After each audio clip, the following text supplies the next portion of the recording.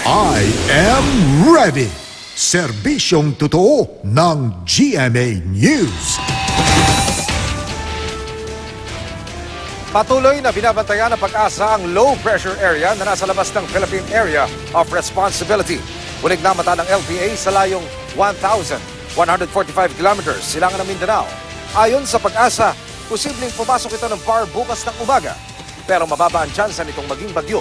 Sa ngayon ay wala pa itong epekto sa bansa pero magpapalo na ito bukas ng gabi sa Visayas at Mindanao. Sa rainfall forecast ng Metro Weather, maulan sa mga rehiyon ng Caraga at Davao bukas ng umaga. Sa hapon, may thunderstorm sa buong Mindanao. Sa Visayas, mababa ang tsansa ng ulan sa umaga pero sa hapon at gabi, posible ang malalakas na ulan sa eastern section. Sa Luzon, uulanin ng Cordillera at Cagayan Valley sa umaga habang maghapong may ulan sa mga probinsya ng Aurora, Quezon at Mindoro.